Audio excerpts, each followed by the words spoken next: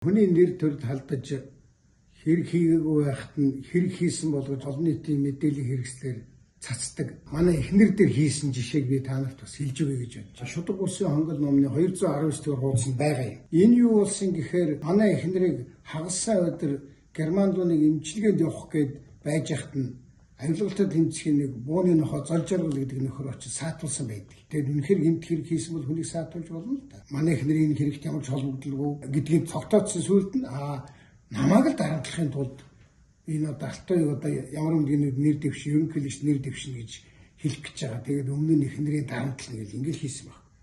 Тэгчээд бид нар хамгийн аимшигтай хагас өдөр манай эхнэрээ тэгээд нисгээгүй. Тэгсэн маргааш энэ залууцэг.com гэдэг дээр юу гэдэг мэдээ гаргаж байгаа гэхээр одоо сонин хэвлэлээр олон нийтийн тархийг ингэж угаан. Алтан үеийн эхнэрийн дансанд их хэмжээний мөнгө шилжиж оржээ. Аимшигтай байгаа зү. Технологи нь ийм амар муухай байхгүй. Энэ чинь маш олон газар ингэ шеэрлэн нөгөө нэг мөнгө төгрөг авсан нөхдүүд нь бүгдээрээ ингээд энэ чинь олон хүнд хүргэнэ. За ингээд юу болж байгаа гэвэл нэрийн алтан үеийн чинь эхнэрийн дансаар хэмжээний мөнгө орчтой гэдэг юм ойлголт бүх хүнд ингээд толгойд нь зурчдаг.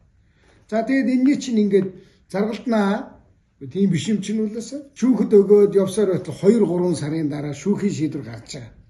Одоо энэ дээр ингээд Сүхбаатар дүүргийн иргэний хэргийн анхч чадны шүүхийн шийдвэр 1 сард гарч байгаа. Тэн дээр энэ алтан үеийн эхнэрийн дансанд хэмжээний мөнгө орж гэдэг нь худлаа байна. Энэний хийсэн тэр залууцэг.com-ыг хариуцж байгаа тэр нөхдүүдийн гүтгэлгийн мэдээлэл тараасан байна. За тэгээд чи одоо энэ гүтгсэн мэдээлэл одоо энэ юмн дээрээ нэг хэд удаа тавиа. Ингээл тусч. Хин тэрнийг олж хардаг. Сүүлд нэр алтан үеийн эхнэр нь энэ заргалдад энэ заргаа аваад тэгээгүй байна гэдгийг нь үдсэн харсан хүн байхгүй. Хүмүүс ч нөгөө сониуч учраас ихний их хэмжээний мөнгө орж гэдэг нь юм толгойд мөрдчихдэг. Тэгээ ийм хогийн новшийн Монголын нийгмийг ялзруулсан юм одоо хийжсэн юм. Одоо өнөөдөр ч гэсэн иймэрхүү харга барилган би бас байгаад байна үү гэж сая энэ сүүлийн үед болж байгаа юмудаас харж байна. Хэн нэг дуулаа шуугаа таваач шоронд хийчихэд тэгчээл зөнд олон хэрэг одоо хэрэгтэй холбогдсон байна. Тийм юм гараад ирлээ. Гэхдээ тэр нь нууц. За одоо тэнд одоо зээл өгөхөд ингээд нөлөөлсөн байна. Гэдэг зүйлд үгүй.